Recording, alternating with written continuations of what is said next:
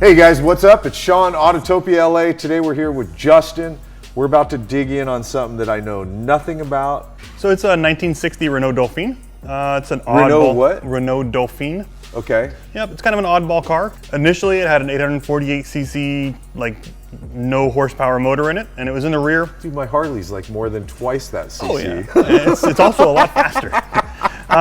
These cars were known for being super unreliable and just not, American highway friendly at all. But it was water cooled, unlike a Beetle would be air cooled. This was water cooled initially. Yeah, just a little weird French car. I'm curious what prompted you to go with that over all whatever else is available in the world for us to pick from. I'm curious. I like oddballs, first off. Okay. That's why I like you so much, I think. Right. So it's I've always been a Euro guy. I've always liked predominantly Volkswagens, but Porsches and BMWs and things like that from being young. So when I found this one, this was the perfect candidate for an idea that I'd had for a long time with this engine layout. When you bought it, was it still the stock original car?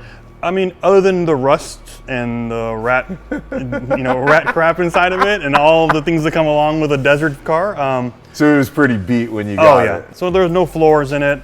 There's no engine. This is the original paint, but it was, when I got it out of the desert, it was like a light grayish blue color at that point because of the oxidization. So Scotch-Brite brought that back. So you've gone pretty ballistic on this thing, obviously. I mean, have you done everything yourself on this car? Everything. It's pretty much just a shell of a Dauphine at this point over a mid-engine track buggy. Yeah. I built a full frame, full custom suspension, full roll cage, for this car, fit to this car, but none of it is Renault. When you pop the front hood, are you able to see the suspension or no? Can we see that? You can see the cantilever portion of it, yeah.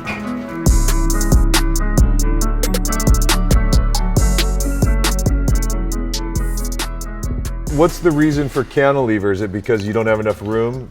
So it's pretty tight under here, right? But in addition to that, I like to be able to adjust things and change things, and it's easier to change preloads and springs and things like that if it's right here instead of having me remove any suspension. And who doesn't love cantilevers?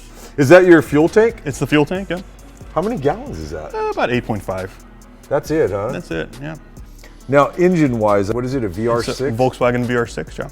So it's a narrow angle, 2.8 liter narrow angle V6. It's a cross between an inline six and a V6. They're commonly referred to as Wookiees because they have a sound that kind of sounds like a Wookiee.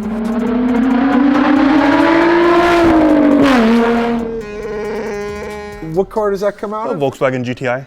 Oh, it is a GTI. Okay, we were all wondering about that. And it's NA or turbo? NA. It is, okay. Naturally aspirated, yeah. It's about 235, maybe 240 horsepower. Okay. A 6-speed transmission out of the same vehicle, so oh, really? It's functional, yeah. Put an LSD in it. And what's the weight of the car? About 2,100 pounds. Not light, huh? About 2,200 pounds with me in it. And they are, what is the tire size? Because it looks, is part of it the offset that I'm seeing that makes it look so wide? So this is the factory width of total width from tire to tire is the factory width of like a 2003 Volkswagen Golf. So it's not super wide. It looks super wide because the car is really narrow. Is 11 inches narrower than the track width is. The back tires are 235 and the fronts are 215. So they're nothing crazy wide, nothing crazy big, but it doesn't need massive though. Yeah. They look. I mean, they really do. And I know these tires well, and they stick. They're such great tires. As soon as they're warmed up, it's like Velcro on you. It's like, it's nice. No, they stick very well. Yeah. And Anki wheels, okay. Yeah. Again, I like old race car stuff, and when I look at these, I think of Formula One from my childhood, of young adolescence of that, I hear you. Of that wheel. It just has that look to me. So where the flares are, I assume you had to cut and then... Oh yeah, so on the back, the wheel opening was about maybe 10 or 11 inches lower than where it is now because it kind of boxed off a little bit, you know, like there's that old school kind of boxed off flare opening, you know, wheel opening. And then the tire, it had a swing axle from the factory, so the tires would just tuck way up inside if it hit a big bump. The center line of the back wheels is about 2 inches further back, and the center line of the front wheels is about 2 inches forward. So it's a little longer than it would have been as a Dauphine, just because I wanted a little more stability. A little more stability. Yeah. Yep, I hear you. It's a super short wheelbase car, so and it's a four-door, which is funny. So let's check out up here.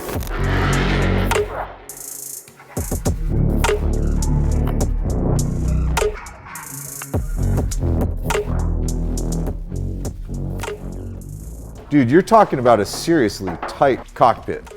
So I moved the seats as far back as I needed to. Yeah. Just so I'd fit in there because I'm not a small person. Super comfy seats. Dude, I like the hippie rugs, by the way. Got to keep it classy. It's French.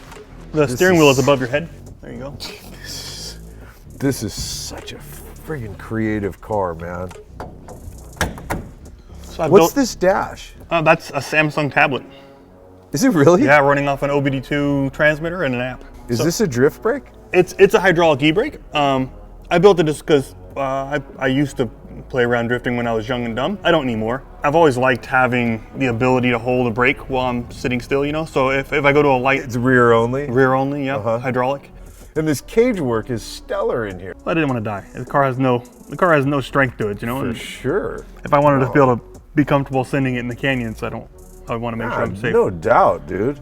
What are these seats from, by the way? They're custom seats from a company called Status Racing. Status Racing, they're owned by PRP, which is like an off-road company. So these are actually like sprung off-road seats that they started making for people that wanted them for old classic cars. You know? Gotcha, cool. Let's go do the fun part, dude. We'll put some cameras in and let's go do some driving. For sure. We're gonna go for a drive, you guys.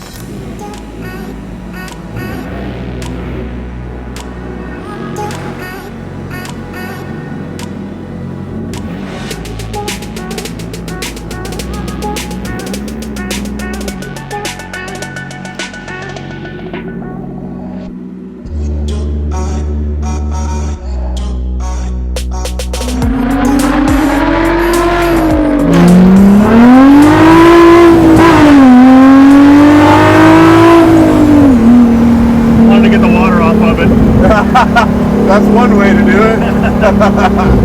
I can tell even from sitting here, it's very go-kartish, isn't it? Yeah, oh yeah.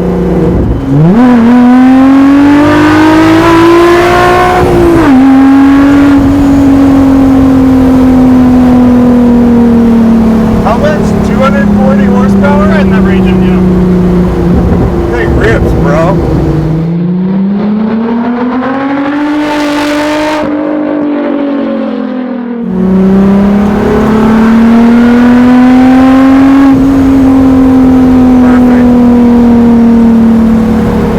Brakes manual? Everything is manual. Don't you love manual braking? The feel of it.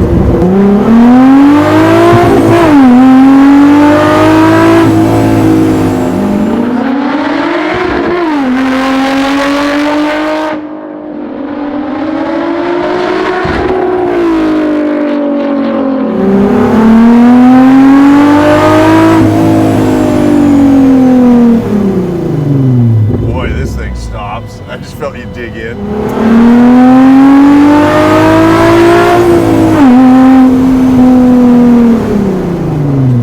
Dude, I love your little car, man.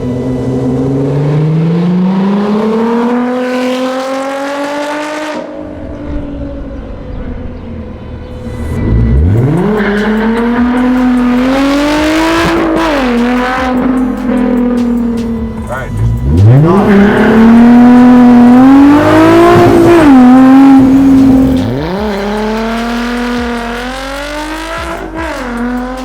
Definitely one of the most creative, unique vehicles we've ever shot. Here's a few more of the creative ones we've shot over the past as we say goodbye. Thanks for hanging and watching, and we will see you in the next episode, you guys. All right, man, later.